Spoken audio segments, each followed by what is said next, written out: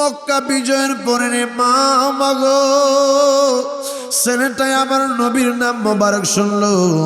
শোনার পরে ছেলেটা মনে মনে মনে মনে আমার নবী রাহমাতাল লিল আলামিন রে ভালোবাসা ফালাইছে। বাহিরের আওয়াজ বন্ধ করতে হবে, বাহিরে কোনো আওয়াজ হবে না। এই ছেলেটা আমার নবীরে বড় ভালোবাসলো। ছেলেটা চাচারে সেই সময় ডাক দিয়া কয়, চাচা আপনি তো বিধর্মী মানুষ।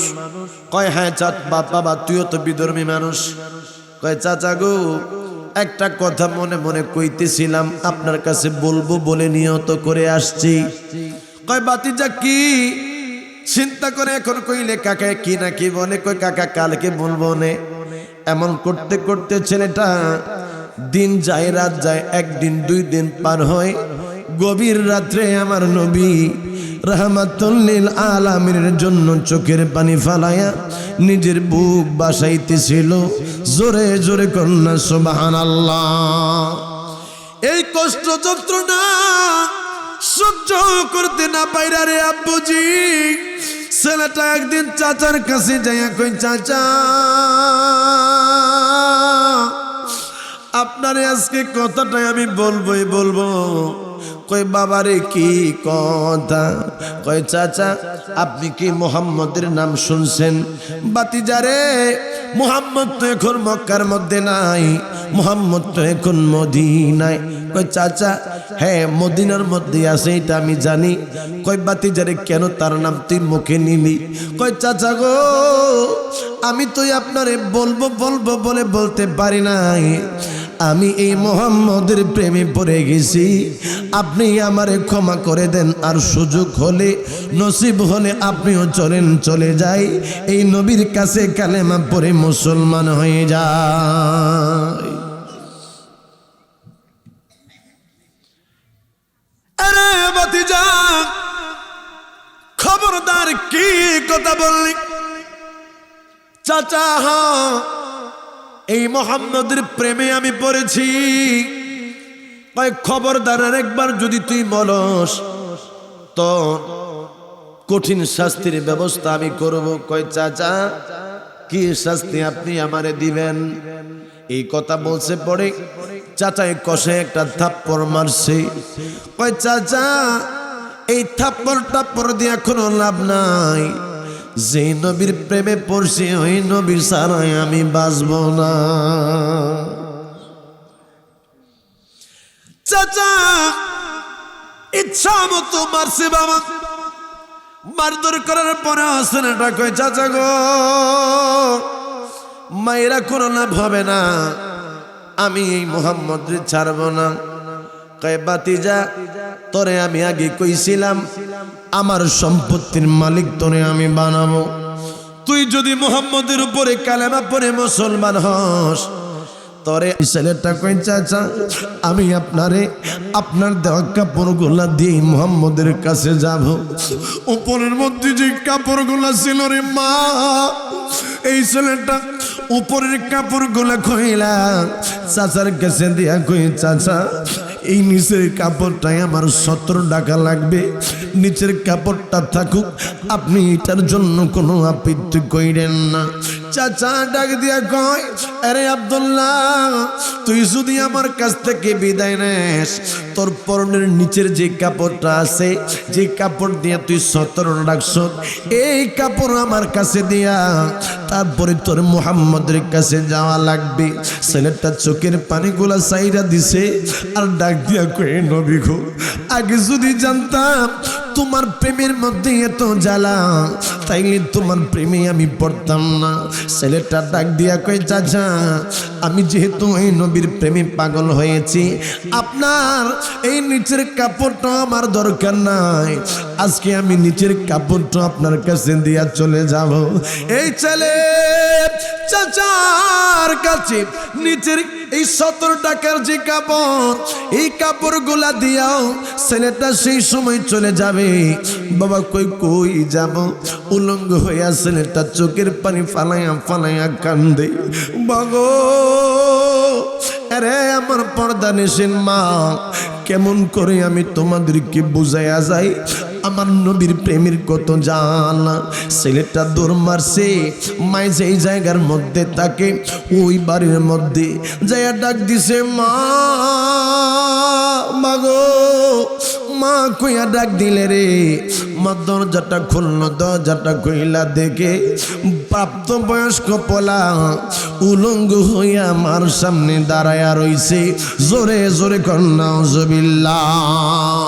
দুঃখিনী মা চোখের মধ্যে আঙ্গুলটা লাগায়া বুঝি ওই সময় চোখের মধ্যে আঙ্গুলটা লাগায়া দিয়া রে আব্দুল্লাহ মায়ের সামনে উলঙ্গ হইয়া দাঁড়াইয়া রইছে। মা চোখের মধ্যে এভাবে আঙ্গুলটা লাগাইয়া দিয়া কই, বাবা আব্দুল্লাহ তোর কেন এই অবস্থা হইছে? মাগো ওই যে মক্কার মধ্যে মোহাম্মদ, এই মোহাম্মদ আছে মদিনায়, আমি এই মোহাম্মদের প্রেমে পড়ছি। মা এই কথাটা আমি আমার চাচার কাছে বলার কারণে গো, আমার চাচা আমার সম্পত্তি থেকে নাওয়ারিশ করছে। আমার চাচা আমার পরনের কাপড় পর্যন্ত খোলায়া রাখছে। মা দুঃখিনী দৌড় মারছে ঘরের মধ্যে যাইয়া একটা কম্বল লইয়া মা ওই কম্বলটারে দুইটা টুকরা করছে রে আমার চিরনার বাবা। দুইটা টুকরা কইরা মা ছেলের হাতের মধ্যে দিয়া কই, বাবা রে একটা দিয়া 17 ডাকো, আরেকটা দিয়া তোমার দেহ ডাকো। এই ছেলেটা পরনের মধ্যে ওই কম্বল দিয়া 17টা ডাকলো, আরেকটা কম্বল গায়ের মধ্যে জড়াইয়া দিয়া কই, মা আজকে আর ঘরের মধ্যে আমি ঢুকবো না। যেই নবীর জন্য চাচার বাড়ির থেকে বাহির হইলাম গো মা, যেই চাচার বাড়ির মধ্যে নিজের লুঙ্গিটা পর্যন্ত রাইখা আসলাম, ওই নবীর কাছে আমি যতক্ষণ পর্যন্ত না যাব ততক্ষণ পর্যন্ত আমার দিল ঠান্ডা হবে না। আব্দুল্লাহ মক্কা থেকে মদিনা 450 কিলোমিটার দূরে। আব্বু আমি তো মক্কা থেকে মদিনার মধ্যে যে সময় গেলাম ওই সময় চিন্তা করলাম আমার নবী মক্কা থেকে মদিনায় কেমনে হিজরত করলো। বাবারে এই ছেলেটা আব্দুল্লাহ একটা দৌড় মারে, আবার বাবা হাঁটে, আবার দৌড় মারে পাগলের মতো। খাওয়া নাই নাওয়া নাই, খালি দৌড়ায় আর দৌড়ায়, দৌড়ায় আর দৌড়ায়। যাইতে যাইতে ছেলেটা মক্কার মধ্যে যায় মসজিদে নববীর মিনারের পাশে একটা পাল্লা, ওইটার মধ্যে হেলান দিয়া ছেলেটা দাঁড়ায়া দাঁড়ায়া চোখের পানি ফালায়া বুক বাসাইতেছিল। জোরে জোরে কন্যা সুবহানাল্লাহ। ফজরের সময় ছেলেটা চোখের পানি ফালায়া কান্দে। আমার মায়ের নবী, আমার দয়ার নবী, আমার রহমতের নবী মসজিদের মধ্যে যাওয়ার সময় একটা ছেলের দিকে তাকাইলো। ছেলেটা চোখের পানি ফালায়া ফালায়া কান্দে। ছেলেটারে দেখা আমার নবীর বড় মায়া হইল। আরে বাবা তুমি কেন কান্দো? তোমারে তো আগে কোনো মদিনার মধ্যে আমি দেখি নাই, আগে তো মদিনার মধ্যে তোমারে আমার চোখে পড়ে নাই। ছেলেটায় ডাক দিয়া কই, ইয়া রাসূলুল্লাহ। সকলে একটা বার আওয়াজ দিয়া কইবেন ইয়া রাসূলুল্লাহ। আব্বুরে কেমনে বুঝাইতাম? আমার নবীর সাহাবাই কেরাম কইতো ইয়া রাসূলুল্লাহ, আমাদের দেশের মানুষেরা কই ইয়া রাসূলুল্লাহ বলা যাবে না। আমার আল্লাহ ডাক দিয়া কইছে ইয়া আইয়ুহান নবী, আমার আল্লাহ কই ও আল্লাহর নবী। আমাদের দেশের মানুষেরা কই ও আল্লাহর নবী বইলা তোমরা ডাইকো না, তোমরা ইয়া রাসূলুল্লাহ বইলো না। আমাদের দেশের মানুষেরা কই ইয়া নবী সালাম আলাইকা বলা যাবে না। আমরা দুরূদ শরীফ পড়ি, আমার নবীর উপরে আমরা কিয়াম শরীফ করি। বাবা কত মানুষ আছে কই দুরূদ শরীফ পড়া লাগবে না, কত মানুষেরা কই নামাজের দুরূদ শরীফ ছাড়া আর কোনো দুরূদ শরীফ নাই। না না না, আমার নবীর উপরে তুমি ছোট্ট দুরূদ শরীফ পড়তে পারবা।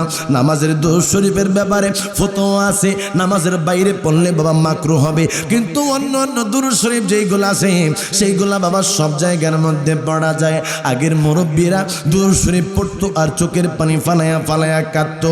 এরা কোন মুসলমান আমি বুঝি না, যারা তারা কই নবীর উপরে দরুদ পড়ো না। আল্লাহ কই ইন্নাল্লাহা ওয়া মালাইকাতাহু ইউসাল্লুনা আলান নবী। আল্লাহ কই আমি আল্লাহ আমার হাবিবের উপরে দরুদ পড়ি, আমি আল্লাহর ফেরেশতারা আমার নবীর উপরে দরুদ শরীফ পড়ে।